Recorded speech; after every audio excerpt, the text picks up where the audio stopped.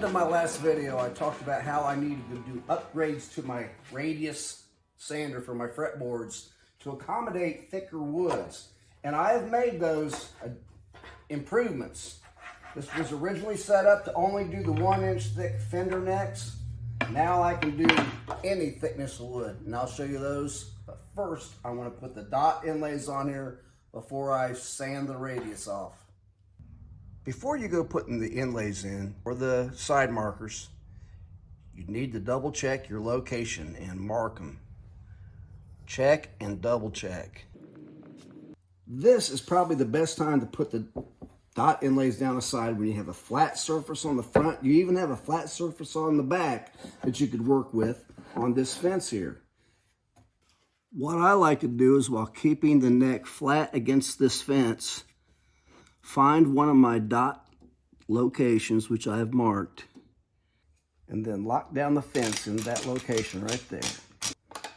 I also like to pre-punch every dot location so that the drill bit won't walk around.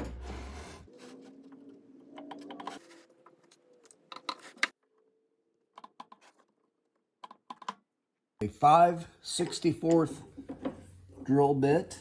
That's the same size as this side marker dot inlay.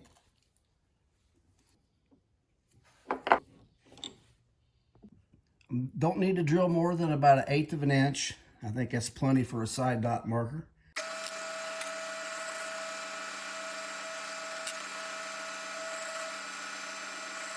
This is the same jig I used when I was making the fender necks. I use it to put the truss rod slots down the middle, and I also use it for putting the dot inlays. And I'm going to use that same jig to put the dot inlays in this neck. This gives me a nice straight edge to work off of. I can center this neck down the middle of it, and when I run this through my drill press to drill these individual holes, that's going to keep it perfectly centered. And this will ride right down that fence. All I have to do is center it up one time, clamp down the fence.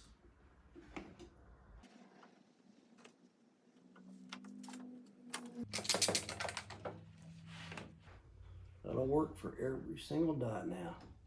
All right. I did the same thing the last time. I do not want to put a hole in the wrong place, so I'm going to put a piece of tape every place I drill a hole. And at the 12th fret, I'll put 2 pieces of tape. I'm ready to drill. Check my caliper, see how deep I went. Yep, I'm happy with that. So I've stuck the drill bit back in the hole and I'm holding it down. I'm going to bring this set point here and tighten it down. That way it will not allow the drill bit to go any farther down than that point right there.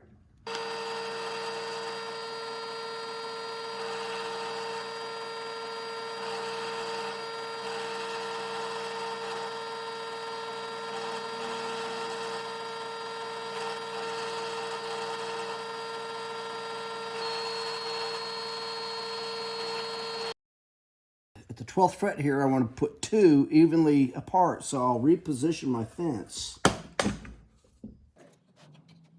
There's about where I want it, so I'll bring the fence to right there.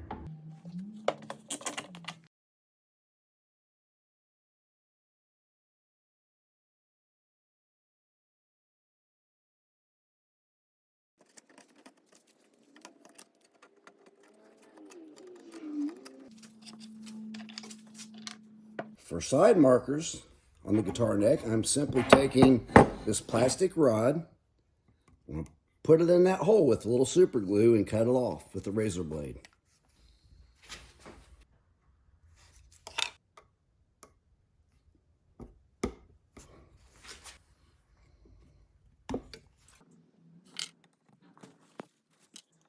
I did all the side marker dots.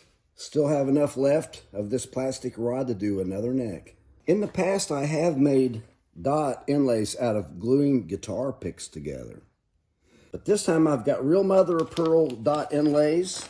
I'm going to glue in here with super glue also.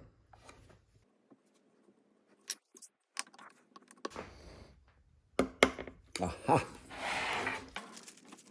The first one of these I did, it just simply dropped right in. The last two have been a little stubborn. Try it again. Here we go. That's in there, but I'm going to press it in anyway. Super glue. Put the dot over the hole. Push it in as much as I can. It seems to be a little stubborn.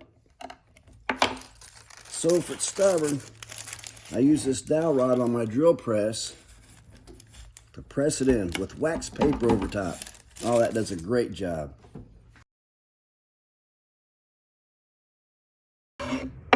Filing them till they're level with the wood. Doesn't take much at all. The pearl inlays are sticking up just a little bit, and I'm going to do the same thing. Take the file and knock them down. Now I get to talk about the upgrades to the belt sander. As you can see right now, it's upside down. That makes it easy to service the motor. To flip it over the other way, I just remove this screw right here.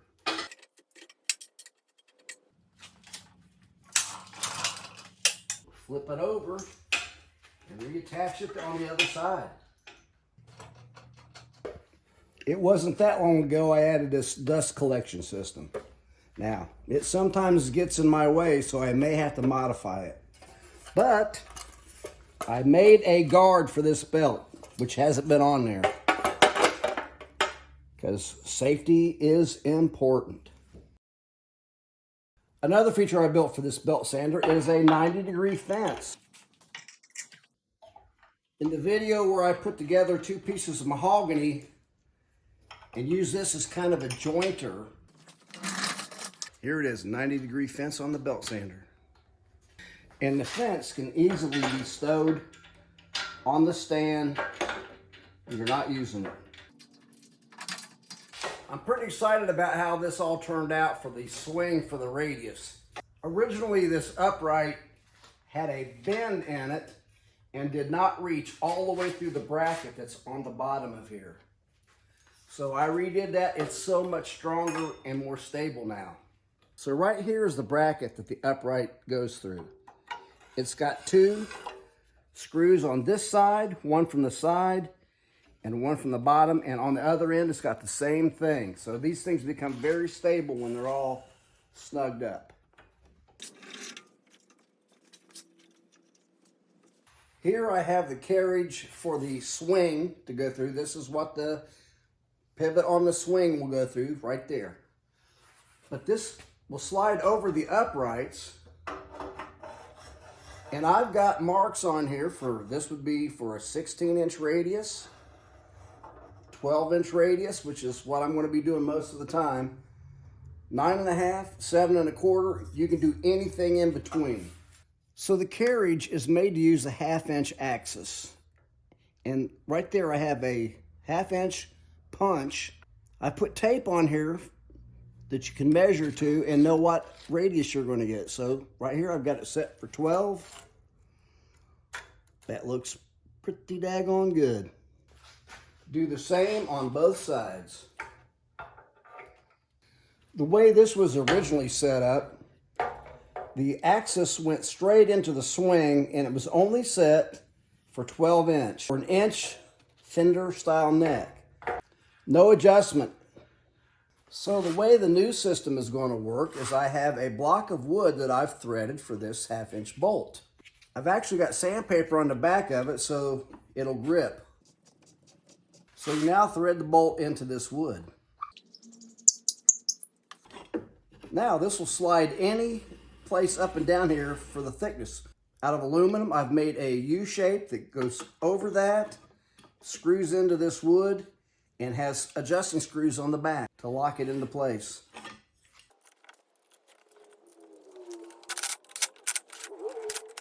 I've used rivet nuts for 1/4-20 screws. To keep these screws from marring up the back of the wood, I've got a plate that slides in there that the screws put pressure against. I had to modify the swing a little bit. This added a 3/4 on each side, So what I did is I took it all off of one side, moved this side in 1.5 inches. As you can see with this neck in here that's ready for radius, and I have the swing down against it, this is not down into the cradle. All I have to do, loosen these screws, adjust this down to the bottom of that cradle, snug them up. Now it's ready to swing the radius, a 12-inch radius for that piece of wood. So let's say I'm doing a fender style neck now. You can see it's not right. So all I have to do, loosen these screws, bring it down against that neck, tighten this up. Now it's ready to do 1-inch fender necks. Okay, now that I've got the inlays in this neck, I'm ready to put the radius on it. I've got it set on the sanding belt where I want it to be centered. Here's the carriage. Set that down on top of it. This axis is not where it needs to be yet, but what I need to do first is get this centered on this carriage. I'm going to use these little short screws to go through it. They will not go into where the neck goes. The holes that I make here will go away when I remove the back of the neck. So let's get it centered.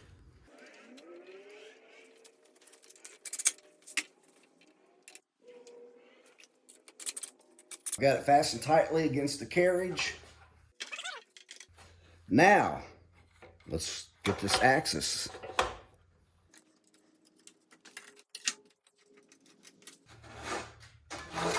There we go.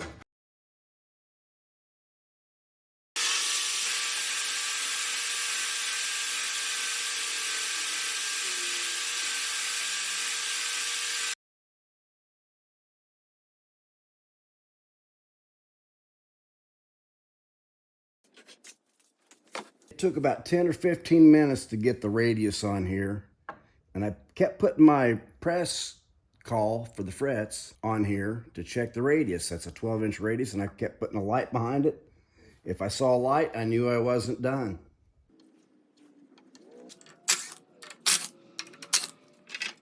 And just to get any sanding marks out of it from the radius sander, I took this 12-inch radius sanding block with 220 paper on it and just went over the top of it. It turned out really nice. So we've got the Thunderbird neck, inlays in it, the radius on it. Here's the neck for the Explorer. Don't have the inlays in it yet because we don't know exactly what we're going to do. But as soon as I get the inlays in this, we'll put the radius on that. This one is actually a quarter inch thicker than the Thunderbird neck. But because of the upgrades that's been done in the radius sander swing, I can easily adjust for the extra thickness of this neck. So the next thing to do will be frets. Then we can stick this in the profile jig and get the shape on the back. But we'll save putting the profile on the back of this next for the next video. So stick around. Marvelous.